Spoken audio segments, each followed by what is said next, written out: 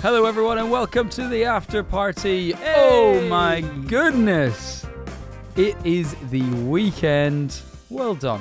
Well done if you've made it this far. We made it, folks. It's time to shut down for 2 days. Actually, 3 days in the UK, right? Because it's a bank holiday on Monday.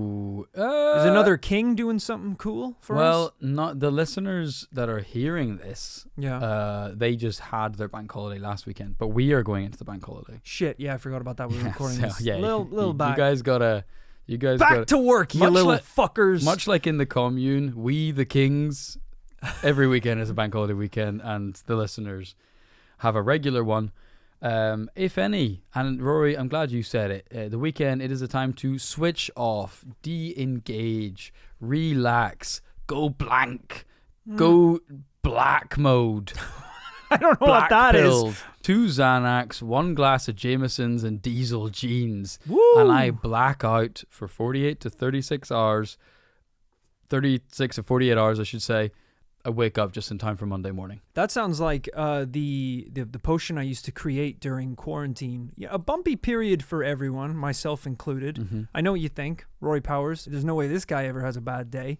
I had a bad couple of years for quarantine time, but it did birth some successful creations. You know, when people are at their lowest, they create. I think that's what Steve Jobs said. And through the darkness of the quarantine, I created Rory's Night Juice. Go on. It's 2 melatonin gummies and a glass of whiskey. When the sun went down, it was time for Rory's Night Juice. Yeah. And, similar to what you were saying, when you got to switch off sometimes, I got the perfect mix for you. How often did you do this? Every night.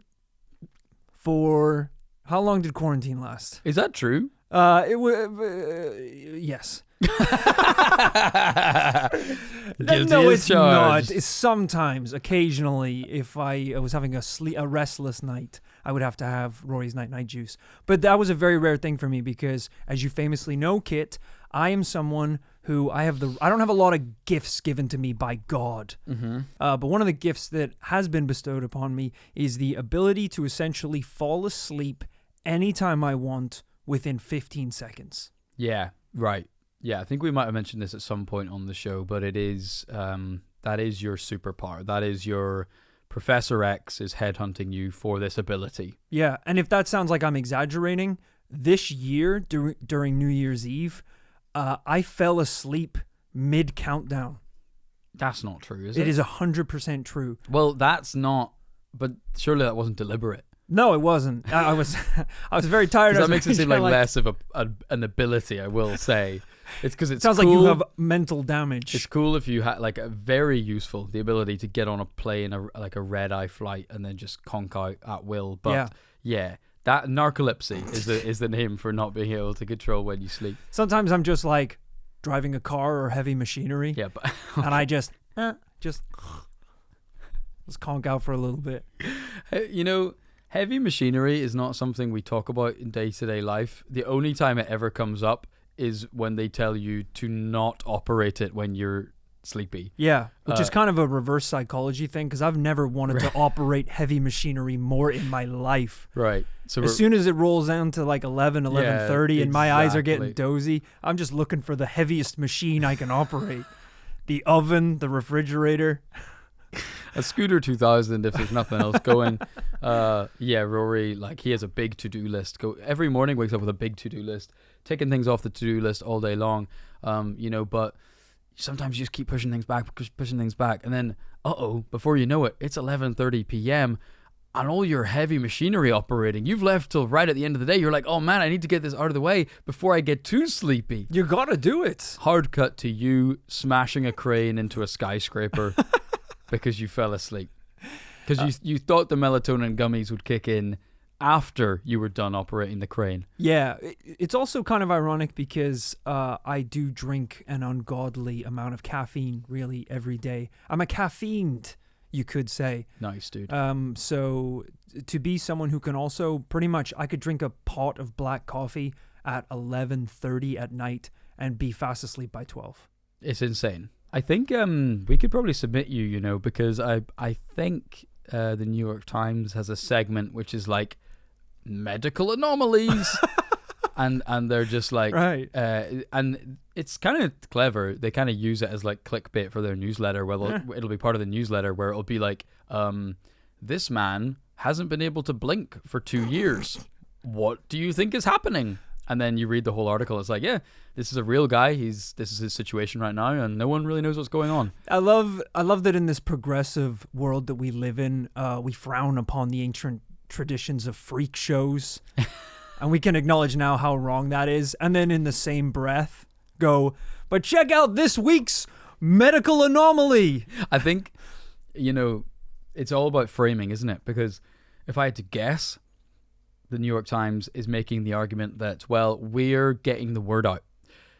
So that this guy, because he's tried every doctor and they haven't been able to do jack shit. Right, they're trying to raise awareness. And if we raise the awareness, then some doctor who's living in Burlington somewhere is just reading the morning paper, and they spit out their cornflakes when they see this because they go, I have a patient who that happened to as well, and then they connect the dots. Whereas freak shows, I don't know if there's any awareness raising going on. Yeah, I think it was more. You can see the freak for 50 cents, and for another 50, we'll give you a stick to whack him with. Right, yeah. And if anyone showed up saying that they could help the freak, that person was escorted off the premises. Bad for business, bad for profits. Real bad. So who knows? Yeah, maybe we have come a long way. I'm out of my personal kind of fat binge drinking era, and we're into the era of we're here in the studio, and hopefully, fingers crossed, listen, you guys know you're the guinea pigs. You guys are the test, the focus group, the close inner circle. You're our freak show. That you get to see our whole ass in 4K, whole asses in 4K every week on the Afterparty. Which is why, for the first time, we are recording this in HD. Whoa! So you're probably, in all probability, hearing this via the RSS feed as normal. Yeah. But if we've done everything right, and God knows we probably haven't, but we are experimenting with doing a long-form video version of the podcast. Wow. So I think I'm right in saying you can just navigate to Patreon, to the app, to the website, and on your feed, you should be seeing the full-length version of this Afterparty. Yeah, absolutely. We're kind of testing it out to see how viable this is to do eventually with the main episodes of the podcast. Because editing a podcast is no small feat. If you want small feet, you got to go to the Traveling Freak Show, where a guy with 2-inch fucking flippers. All right, well, let's try and keep this on. I'm Are sorry. you advertising a freak show? It seems to be on your brain somewhat. No, it is hard not only to edit a podcast, but to create a studio worthy of being filmed. Right. That's been a long process, of which there have been many roadblocks and hurdles. The most recent one, for example, being the fact that we have a huge overhead light that gives us a nice soft glow, but to weigh it down and keep it studio safe, I had to purchase sandbags that you kind of hang over some of the equipment so people don't trip up on it so it doesn't move. The sandbags arrived with no sand in them. Oh, for God's sake, where did you get these from? Amazon. Okay, I thought you were going to tell me it was from that guy on Shepherd's Bush Market Corner again. No, it was not, luckily. Who sold us the SD cards. And the magic that beans. Were just... Yes, the fucking magic beans. I like that you went straight to the SD cards because you were too embarrassed about the beans. Yeah, the magic beans were the worst one, for sure. Which were just Heinz baked beans, yeah. From what I can remember. Magic beans shouldn't come in a tin. That's for sure. Yeah, he just ripped the label off. And you spent a month's Patreon on it. But no, Rory, we've said it before, but Rory has done, you've hopefully seen it on our social channels and on our YouTube. He's done a fantastic job, along with Phil, in creating this lovely ambient atmosphere for us to hang out in. It looks like shit. Don't pick me up, all right, bud? Don't try and patronize me and no say, one said Rory that. did such a good job. Let's give him a big round of applause. You got like really professional lights. And the sandbags. Sandless, sure. And I did trip and hit into the light today. You did? I did for the first time. As much as you warned me, I was texting and walking. Well, the fucked up thing is, right, I bought sandbags. You shouldn't be able to say you're selling sandbags unless there's sand in the bags. Otherwise, you're selling bags, brother. Because guess what? Now I have to buy bags of sand from the internet to empty those sandbags into my sandbag. The fucked up thing is, I was in Lidl the other day. Yeah. You know the way Lidl, truly the most unbelievable assortment of fucking garbage you ever see. But they sell Love it. wild thing. You know, it's a meme online, isn't it? The middle aisle of Lidl. It's crazy. It has just. Do we have Lidl here in England, or is it Aldi? What's the difference? No, you have you have Lidl's, both? at least in the UK, because it's the only reason I could survive at university. Okay. Was buying like 7p tins of food and energy drinks for 14p. If you're unaware, Lidl has a kind of middle aisle, which is a fucking free for all. It's The middle of basically Lidl. whatever fell off the back of a truck that week, they have for sale. Yeah. Fondue set, you got it. Got it. Kitty litter, fine. A motorbike for a hoverboard. child. Yeah.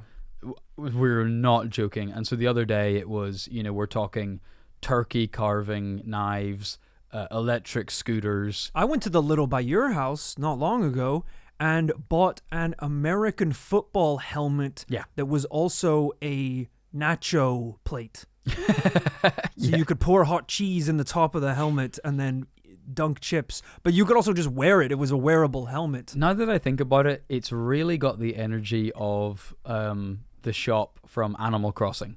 Yeah. Yeah. You just every day is just different stuff, and there's kind of, and something will turn up which is just improbably expensive. Like they'll just be like, it's like, in this week we've got nacho helmet, sure. Yeah. And we also have the latest 2023 Mercedes-Benz E-Class. And it is retailing for £50,000. You're right. There's weirdly expensive things as well. And it's kind of strange. And it all, because it's knockoff products, has to be worded weird, like the items in Animal Crossing. Yeah. So to be like, party hat available. Because it's all off-brand. Yeah. You're right. You're right. Fancy shirt is available. But funny you mentioned, because I was in there and they were selling, I think the idea was like selling you can see where this is fucking going, like a kids play sand pit. Okay. I see where this is Sand going. not included. Right. And I was literally walking through Lidl just contemplating this fucking Immanuel Kant level philosophical riddle that I was like, what is a sand pit without the sand? And also, where will I get the sand if I was to buy this? Now, I live within a stone's throw of the beach. So I was like, worst case scenario, I can illegally take some sand. But a city boy like Rory, here, where's he getting sand from? I'd have to literally order it on the internet somewhere or go to one of those big stores like B&Q that... I guess they sell bags of sand, yes. Yeah, but I don't have a car. Yeah. How am I going to... Yeah, that's insane. At the very least, I'd have to kind of pocketful by pocketful smuggle it from a nearby beach. You could go to Brighton, just get the return train to Brighton 15 times in a day. How much shit can you steal from public spaces before it becomes illegal? Yeah, this was my thought too. Like if I go to a beach and I'm like, oh, hey, lifeguard, I'm just heading back home. I got a couple of seashells here. I got some seaweed and some sand and stuff, just like souvenirs. And that's totally fine. But if like the next day I'm like, oh, I'm just going to take a couple of these rocks and this jellyfish. I think that is the line. We're getting close, right? Yeah. I think What if the jellyfish is dead? Still weird. I didn't say I killed him. I didn't say I killed the jellyfish. I found him this way with the shovel hole in his head. So hypothetically... You're gesturing as if you're going to strangle me, by the way. You're doing this. I didn't say I killed him, lifeguard. I will say there is a third option. Aside from buying sand, stealing sand, you could make it the natural way. The way the earth makes sand. Smashing which rocks? is grinding down rocks over millions of years, How does that feel? It's going to take a while, I think. Okay. Yeah, I don't know about that one. I'm not up for that. The lease on this studio actually isn't that long, so I'd be kind of into getting a rock tumbler. Have you seen these? A rock tumbler? Do you mean my tumblr.com blog where I posted photos of Maddie Healy? Yeah, I'm thinking about making a rock tumbler. I feel like rock and roll needs to come back. Paramore, 1975, For sure. posting about it. No, it's a device you use that you fill with some kind of solution, and you put a bunch of rocks in them you think are pretty, and they just tumble.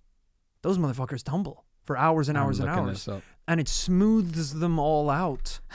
so they become like almost like sea glass, like smooth rocks, and you end up with these like incredibly cool looking stones. Where did you see this? It's a thing. It is a thing. I'm just accusing you of why do you know this? Where did you see it? I'm a cultured guy, all right? I have many passions, many projects, and I'm a big fan of arts and crafts.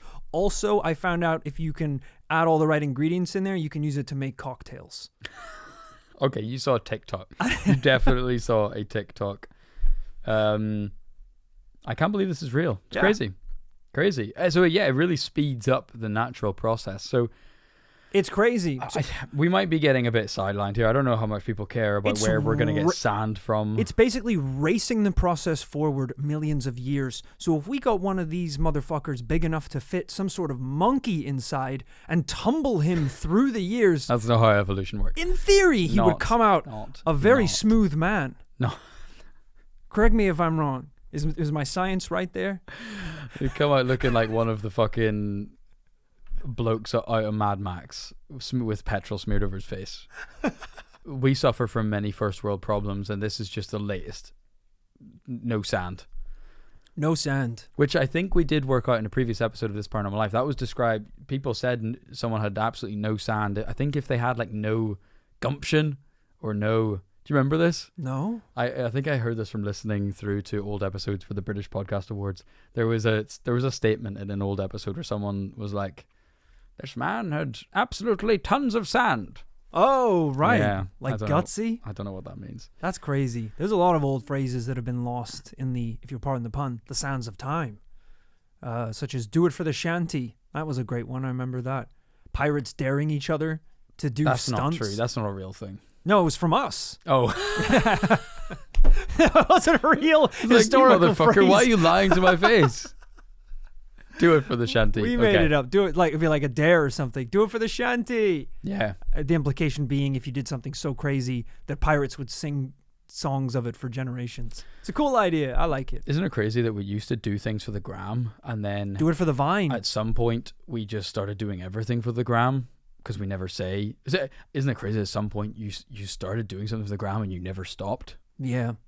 We need to start doing things so again fucked up. for us. Do it for you. That's kind of sweet, isn't it? Yeah. Do it for you.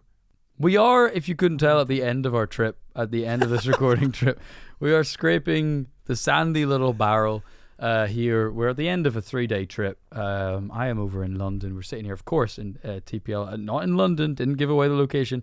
It's sitting in the headquarters here of TPL. And Rory, sometimes our trips are chock-a-block with activities, engagements, activations, and things to do, hectic meetings and so on. Couldn't be further from the case this time. This time we went fucking phone off, do not disturb mode, as ASAP Ferg says, in that sunken place. No Instagram or watching TV. We just cut podcasts all day, all night. Yeah, it's been a 3-day trip, so you would assume we've done about 3 podcasts. Nope. I think this is podcast number 5, possibly 6. It's 6. Yeah, sprinkled in there with a bunch of other shit. This has definitely been probably the most dull trip you've ever had over here visiting us. But I'm saying that, but it's for a funny reason. Right, we've kept it. We've put it all on camera. Put it that way. Yeah. Everything outside of the recording has been we just slump back into our chairs, eyes rolling back into our heads. Ate dinner. Also, this is one of the rare occasions where you're visiting London and I'm not drinking. Right. And you are. Usually it's the other way around where like I'm on the sauce, you're off the sauce.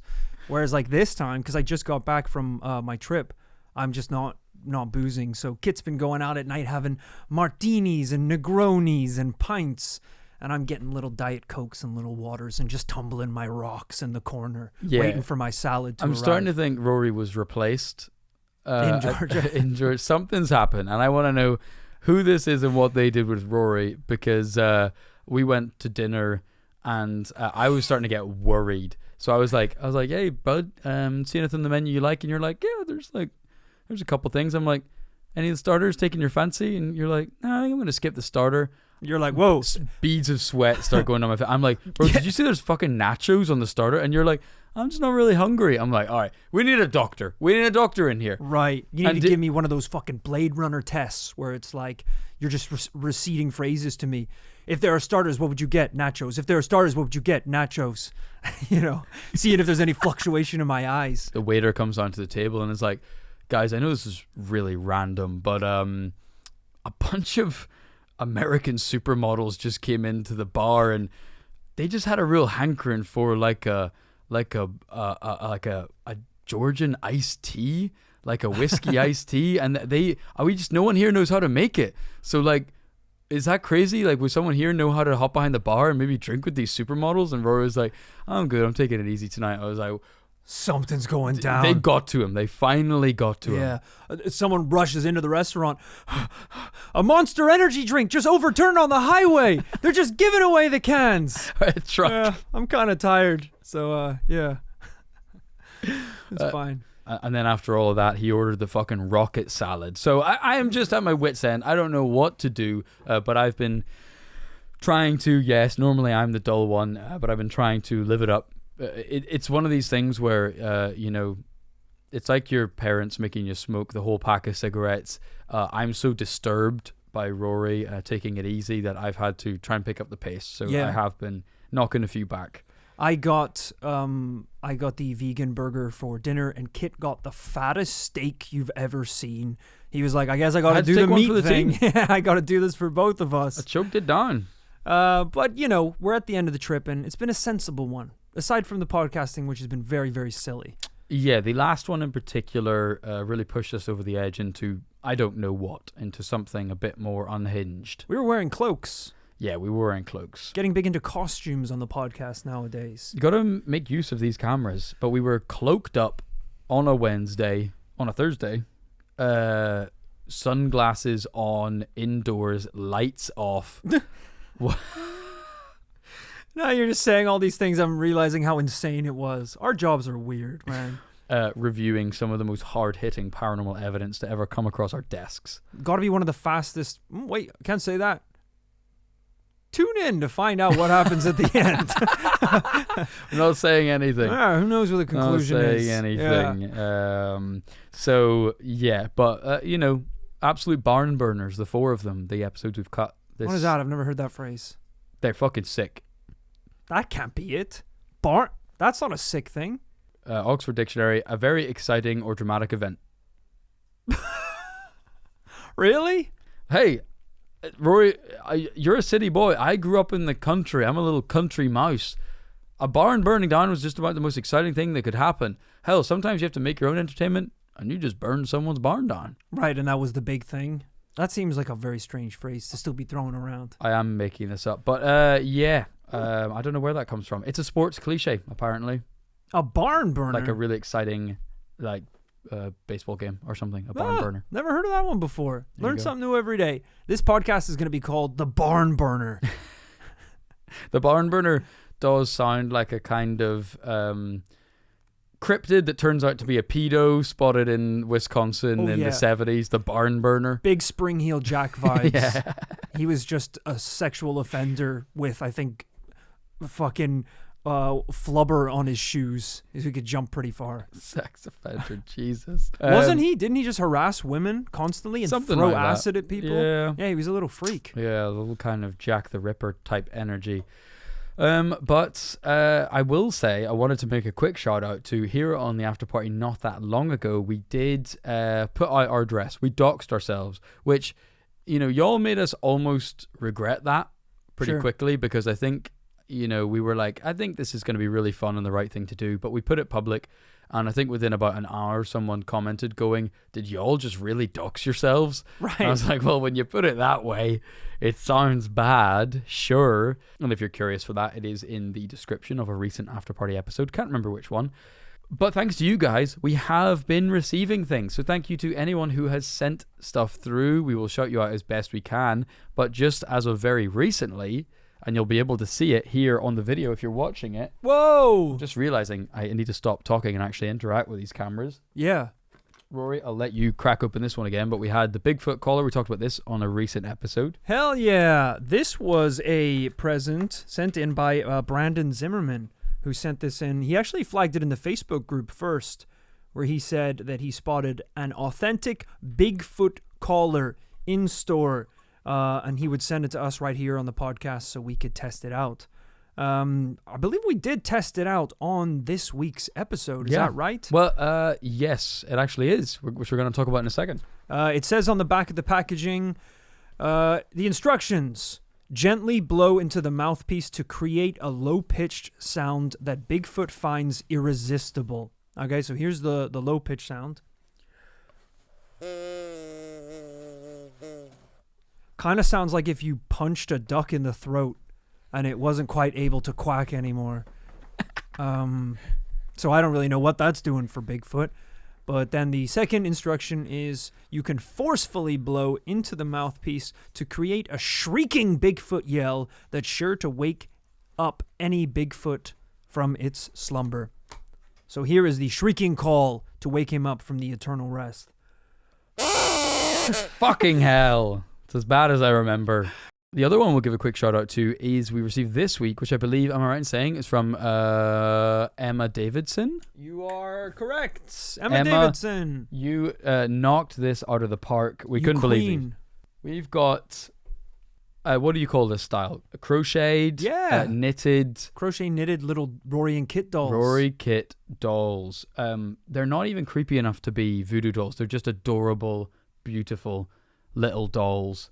They look like they're from It Takes Two, like a kind of like Pixar knitted video game. Oh, they're so adorable. They're so incredible. They're just begging for their own like kids TV show on CBeebies. Hell yeah! And the detail is really astonishing.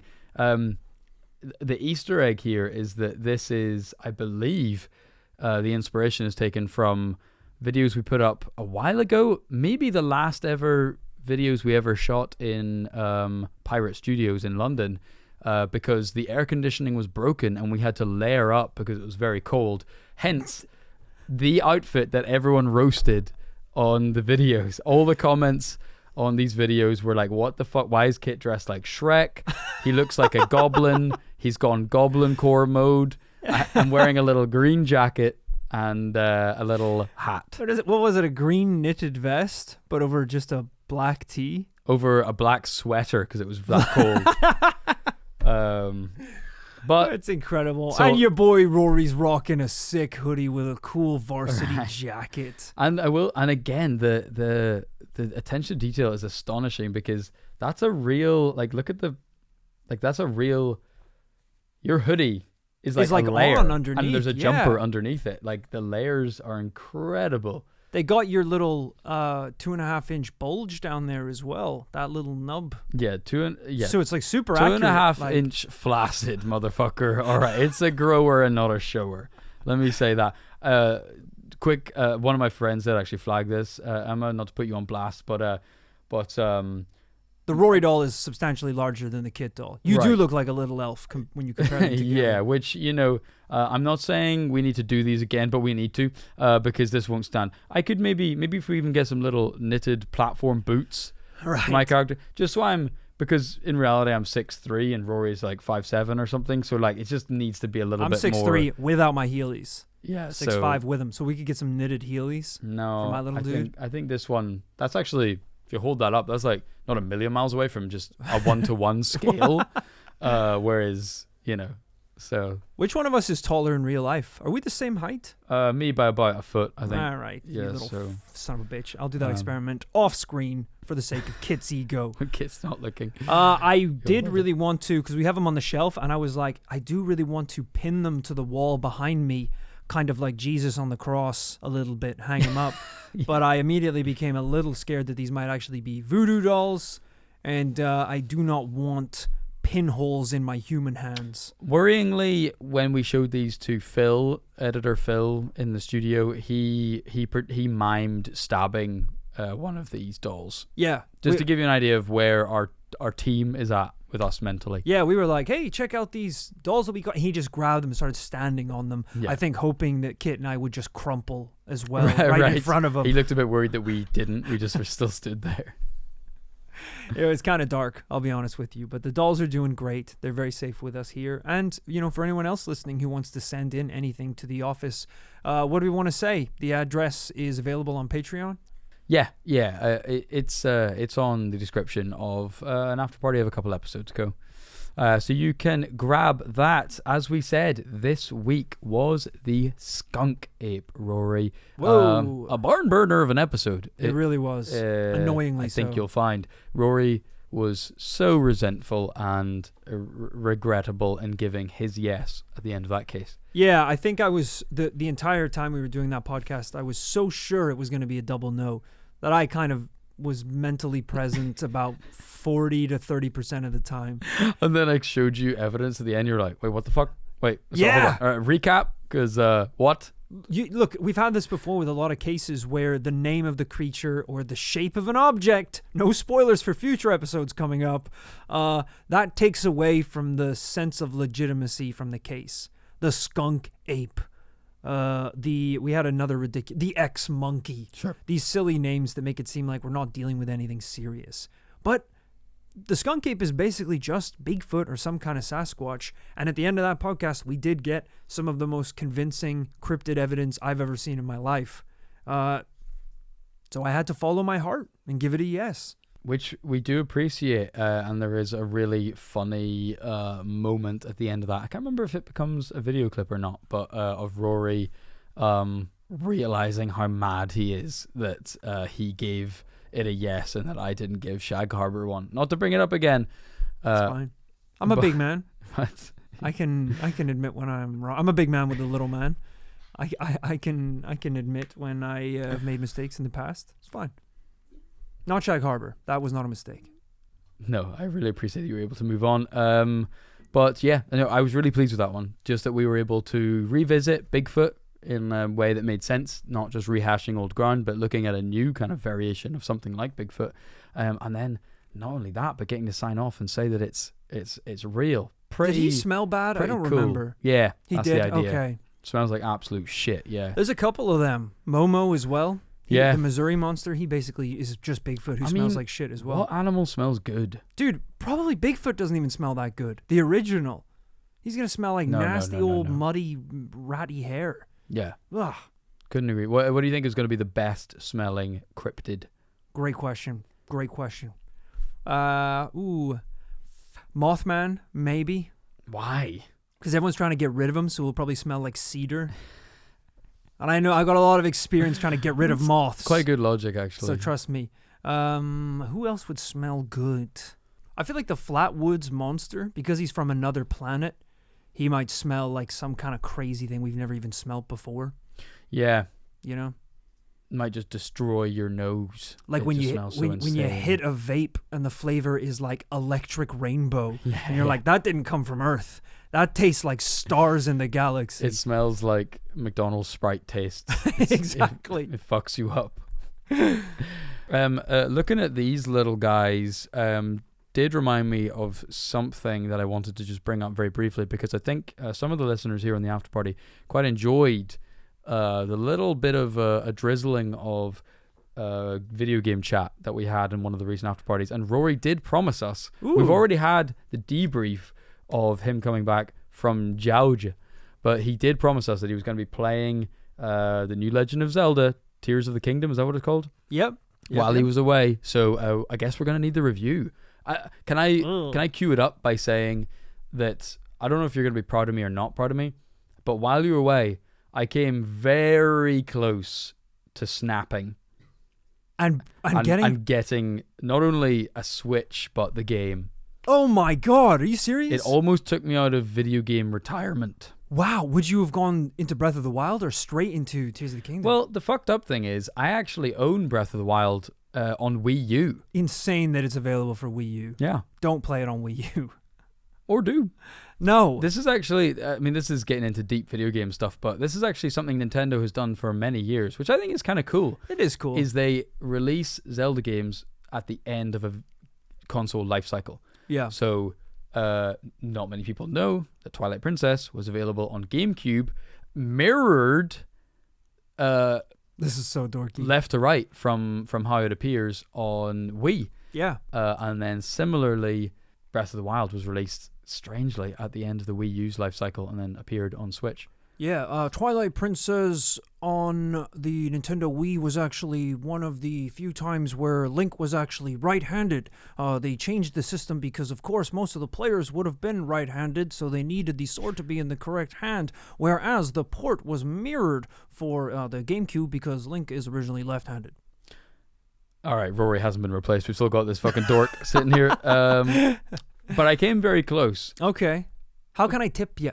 How can I tip you? Yeah, I can't. Okay, that's not what I wanted to do. Because I was all in until I saw, until my feed was dominated with all of the insane videos coming out of the game, which kind of, because I was kind of on the fence going, sometimes I wonder if, maybe the franchise isn't for me anymore because, I grew up with, all the childlike wonder of exploring those worlds, the incredible storyline, the amazing themes that just bring together so many of the things we like about, let's say, the paranormal world, all these mythical themes, amazing characters, places. But then as the games have gotten more complicated and more modern and amazing technology and graphics, they've added in a bunch of different mechanics and developed it.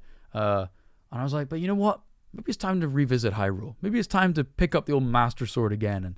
And maybe there is something there for old Kit. And then I opened twitter.com and I saw the videos of people piloting mechs that they had built inside Zelda. I've seen people building using logs and boulders to create giant cock and balls and making them thrust using the battery powers inside of the game. So in short, there's a bunch of Fortnite level and beyond Fortnite level engineering you can just craft possible in the game. Yeah. It's Minecraft-esque. Just in this game they were like, hey, the whole thing in this one is going to be just make whatever you want, merge shit together, put batteries in it. I saw a video today where someone literally just made a TIE fighter they were piloting around Hyrule. It's insane. They've started, people, it's become a meme online. People run around crucifying these little NPC characters, the little Koroks. Yeah, it's wild, I will be honest with you, and it's a lot of fun. A fair warning to anyone who wants to dive in, I was so excited on my flight out to just turn off my phone and have some one-on-one time with this brand new Zelda title. I think it takes about 3-ish hours to get through the tutorial. Before you even start the game, you have to do all that. So by the time I'd watched a movie, gone through the tutorial, and had all my little airplane dinners, I landed on Hyrule Field, and it was like, we've arrived in Georgia. And I was like, God damn it. So despite claiming I was going to deep dive in on my holiday, it actually turned out to be a terrible time for the game to come out. Because I had zero afternoons. Right, you were actually living life to its fullest. And I was, brother. With the bourbon peach iced teas and the lovely ladies with the southern accents, my evenings were all booked up. Yeah, you weren't thinking about Koroks necessarily. I wasn't. It wasn't my first thing on my mind. And that is good to know because that 3 hours of tutorial, in much like there's dog years, which is different to human years, in dad time, which is the time I find after my daughter goes to bed and before I have to go to bed, that's 6 to 9 months of my free time.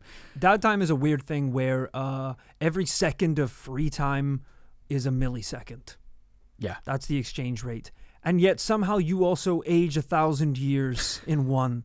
Well, I think I look pretty good I don't think I've aged that badly, given the stresses of the last. Kit's 19. Year and a half. You didn't know that when we started the podcast, but he's 19. I have crow's feet, sure, but some 19-year-olds do. Benjamin Button, for one. But this is why you should get it on Switch. Switch is the console of dads. It's the official console of the Dad Squad. Because you can have a little baby running around and you're holding your Switch. Oh, the baby's asleep, dock your Switch. You can play it now on the big TV. Oh, I got to get a flight to London because I'm working. Take the Switch with you. You can play it on the airplane. You can play it in your hotel room. It's the working man's console. I don't disagree with that. I was telling Rory the other day, though, that I feel like so many of us out there in the world, we feel guilty, don't we? Because we try to find time in our lives to do new things, spend more time with friends and family, whatever it is we're trying to do. But we don't have enough time. We feel like we don't have enough time. But then the little screen time notification comes up in your phone and says, "Uh-oh, bud, you spent 3.5 hours on Instagram today." Right. Yeah. And it kind of spills the tea, and it tells the truth about how you're actually spending your time. But the only thing I will say that to defend that is I think I've learned as a parent that the problem is most of us have a lot more one-handed time than we do two-handed time in a day. I.e., Sure. I've learned that it's hard to between our jobs and our lives and spend time with family, doing whatever we want to do. Hard to find time often to sit down and really apply our brains to something. But that's the problem with phones, isn't it? Is like it's really easy to multitask and like pull out your phone and just mindlessly scroll. Yeah. I mean, we've talked about it before where I think I told you, I was like, I think every single social video I've uploaded so far for this paranormal life has been on a treadmill. That's just how, because that's just like, I'm like, oh, I'm going to the gym later, so I'll just take my phone with me and I can do all of our emails, respond to tweets, post tweets, and post all our social videos. Misspelled, as we say, but yeah. Oh, borderline illegible, typos, posting at the wrong time. I scheduled one for 2026 because my thumb slipped when the incline went up by 0.5. It's a complete mess. But you just got to make the most of your one-handed time. It's so true. Rory, this has been great. Why don't we round out this after party, this video first after party, with a couple of Q&A? How does that sound? Love it. Let's just dive right in, guys. Our first question today, I don't know if I'm going to be able to pronounce this name right, but I'll give it my best shot, is, you know what, I'm going to give it a shot, and then Kit can give it a shot, and hopefully one of us will get it right. Lachlan Calbra. Lachlan Clabra. Hard to say. Apologies. Hopefully one of us got that pretty close. They asked if an alien dies, can it turn into a ghost? And if so, would anyone be able to tell the difference? Oh, it's a good question. Oh, they elaborate. What if aliens, as we perceive them, are just what human ghosts look like? Or maybe real aliens just look like ghosts? These are the questions that need answers. Can I just add to this very quickly? Whenever we have a big UFO investigation coming up that you'll see soon, whenever I was investigating that, there's a fucking amazing quote in the UFO community, which I just didn't see coming, and I couldn't even fit into our episode because we had so much to talk about. But it was a quote from Steven Spielberg about UFOs and what what his ideas were about UFOs and what they are. I guess Can't someone wait to asked hear him, this. and he said, "What if aliens are us in 500,000 years?" Just humans? Yeah. What if they're literally Earthlings from the future? It's a theory, I guess. I was like, bro, let's hand it to the greatest storyteller of all time, because I've never thought of that one in my life. It would make sense why they're not like interacting with us and fucking around on Earth, because they're like, we already did this. We can't mess with anything back here in the past, or else it's going to mess with us now. Like, it's kind of, it's trippy, isn't it, that we've never covered these overlapping ideas. Like, we're like, oh, if time travel's real, where are the time travelers? Fucking look at the Pentagon YouTube channel. They're there. That was a leap I wasn't really on board with. I don't know where that last The bit came videos from. of UFOs. Oh, right, okay. I didn't know what's going on. Sorry, Lachlan. Let's get back to yours. Great questions. Well, first off, let's just answer the first one. If an alien dies, can it turn into a ghost? No, they haven't accepted Jesus into their heart. Next question. I don't think you need that to become a ghost. I think that's more of a heaven. If you want to go to the afterlife and not go to hell. But maybe they have their own Jesus called like Blebus, and maybe they believe in him and he can. Wrong. Give them they can believe it if they want, but there's one guy. Blebus. That's right. Heaven's like a nightclub, and Jesus is the only doorman.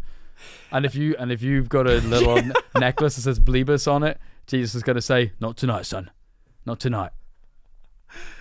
That's a great quote. Heaven is a nightclub, and Jesus is the only doorman. Fantastic. Hopefully that answers your question in some form. I say yes. Kid says no. Lulu asked, will the Mothcast ever return? For those who may not know, because it was a while ago when we were covering this, there was a period of my life, and I would be lying if I said it wasn't ongoing, where there was quite a large moth population living inside of my apartment. And it became such a problem that it basically suffocated every other waking thought that I had. Every agenda and to-do list involved the execution of the moths that were essentially terrorizing me, holding me hostage in my own home. And it's been a long and lengthy process. The problem is I get pretty close to getting rid of all of them and then do something like, fuck me, right? Think I can take 1 week off to be with my family in Georgia. Because there's like one left in the corner. And I'm like, you know what? He's fine. Let him be. He couldn't possibly find one other moth to find while I'm gone and shag themselves into oblivion. And yet they find each other. They find each other like everything everywhere all at once. It doesn't matter what dimension it is. These horny little winged bastards find each other and fart out 1,000 babies. And when Rory gets home, he's back at square one in the middle of the tropical fucking rainforest. I'm sorry. It's just that I would go along like- with you and I feel sorry for you in this sense, but you told me you got a massive charity shop haul recently of dirty, really dirty old clothes. Clearly moth-infested clothes. We don't know that. But We it's do know it's that. the easiest way to save money, honestly, is to not spend time picking out the secondhand vintage clothes that you really like. You can actually just go to the dumpsters behind these stores and just empty it all into all a the stuff sack. that they gave away because it was probably infested. Mm-hmm. Yeah, the On super. account of, what you're wearing has holes in it. I thought it was like a ripped style, like No. ripped jeans. I could see moths crawling in the fabric of that shirt. Like ripped jeans. It's like Pac-Man. They're following it's the like there's- threads there's of your a hole. shirt. I could see your nipples due to 2 holes in the t-shirt. Joke's on you. That was intentional. So there's a very high chance, Lulu, that the Mothcast will return in some form in the future. Kirsten Brown asked, since you have both said that you grew up in religious families, especially Kit by the sounds of it, I was wondering if either of you experienced the joys of watching VeggieTales as children. If so, what is your favorite vegetable song? I'm sure my childhood was bad and religious, but it wasn't that bad, Chief. I don't know what this is. Thank God. You don't know about VeggieTales? No. Oh my God. Okay. So VeggieTales was a CGI animated cartoon that they used to show to kids who were in like Sunday school or going to church, and they would essentially recreate Bible stories, but every character was a vegetable. Why? I don't know. To make it more to make it more relatable. That's It's like the one thing kids don't it's want to like see. Noah, Mary, Joseph. I'm not really feeling it. Cucumber, broccoli, apple. I'm in. The fucked up thing was that they didn't change the nature of any of these stories. Right? They were just as bloody and graphic. It would just be the crucifixion of Christ, but Christ was a fucking carrot, and they'd be hammering him to a cross, and it'd be tomatoes with spears poking him. It was wild. Dude, I watched so much VeggieTales. Man. My mom, so I did come from a very religious family, a very strange one where my mom was a Quaker, the religion, not the oat, and my dad was like a Christian kind of Buddhist. But my mom used to take us to, in the Quaker religion, it's called meeting, not church. She would go to meeting, and she actually taught the Sunday school there. So I was watching VeggieTales every Sunday. Right. Every Sunday it was time to watch these carrots and potatoes and and turnips live out the stories from the Bible. And you can still find these cartoons online. They're pretty messed up. There's some really dark shit in there that is just stories from the Bible where people are killing their sons or people are cursed because they disobeyed God, who I assume is a giant pumpkin in the sky. It's a very strange show. I would highly recommend watching it. Yeah, because they mentioned that it quote sounds like Kit has had more of a religious upbringing. Definitely not true. Probably just religious in different ways. Yeah. Because I wasn't watching VeggieTales, but there was other stuff. I wonder if in VeggieTales they had to swap about the order of the days of creation. Because isn't it like, first there was light, let there be light, Then there was like the Right, heaven and the what earth. day did he create fucking carrots? Yeah. Yeah. There was like, then there was water and earth. Then he made like fish and vegetables and plants. And then they're like, and then on the last day he made some other vegetables. Right, And they were alive. Yeah, Because they couldn't mention yeah. humans if everyone's a fucking vegetable in Veggie Tales. Day 5, he made the vegetables that grace the earth and feed the wonderful life that lives here. Day 6, he brought those vegetables to life. Yeah. Yeah. He gave them sentience. He got tired, and instead of making a new creature, he was like, I just make the old one smart. Probably. Kind of reuse that IP. Yeah. VeggieTales is fantastic. Highly recommend looking up some stories and some videos on YouTube. I'll show you some after this because they're just fantastic. Please don't. Another question here from Devlin, who asked, if you were taking a walk in the woods and you heard a squonk crying because it was so ugly, how would you cheer it up? Would you lie and try and convince it that it isn't, or go for another approach? Hard to say. Rory, you were the squonk expert, I think, at the time. Hell yeah. Hey, who at one point in their life hasn't cried over how ugly they are? I can hard relate to that one, little squonk brother. So I think I would kind of skirt around the topic a little bit, talk about how it doesn't matter what you look like on the outside. It's what matters on the inside. It's who you are as a person. Even though Rory doesn't believe it for a second. Not for a second. No, absolutely not. I'd more or less use this as time to kind of distract it while Kit gets kind of a rock or a club. Yeah. And we can kind of bonk it on the head. Not kill it, just a little soft bonk on the head and take it back to the TPL headquarters where we can feature it as our anomaly of the week. Not a freak show. Not a freak show. It's what inside. It's the freak inside that counts. What would you do, Kit? What's your approach here? Run. Probably. Run Yeah. That's kind of how I generally navigate life. If ever I don't really like or understand what's happening, just run. Yeah, Kit has kind of got me through like GCSEs, A levels. Kit failed all of his GCSEs except PE. Where running, he actually got an A+. Right. It worked out pretty well. And our final question today comes from Amy Gray, who asked us, after most episodes, you say to email if the topic of that episode has ever happened to you. I'm just curious if anyone has ever messaged and said, yeah, this happened to me. For example, has a commune member email ever changed your mind that an episode was true or false? I thought that was a really good question. I don't know if maybe a few times we've had someone email in saying, yeah, I've seen this, or yeah, this happened to me. But the most common version is if we ever do a live show and meet people after the podcast, they'll say, remember that episode that you guys did investigating this creature? You fucked up. Mm-hmm. It was bad. Here's all this evidence. I'm going to send you the real evidence that you didn't talk about. We probably get that a lot.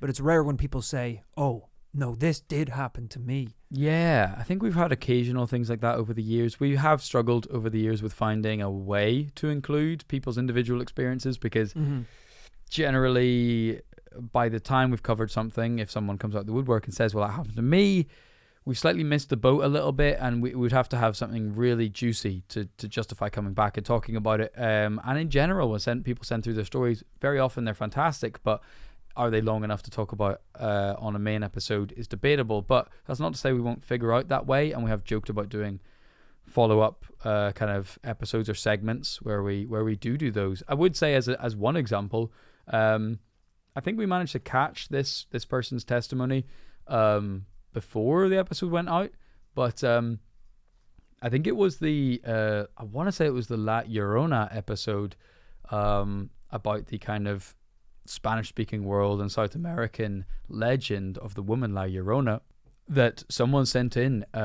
It was I think a relative of theirs. Apologies, I can't remember your name right now. I could find it if I emailed it, but I could find it if I searched our email. But they were able to not only send in kind of their family's experiences, but also I think it was like even a voice clip from like their uncle or something like that, talking about their experience with La Llorona or seeing it.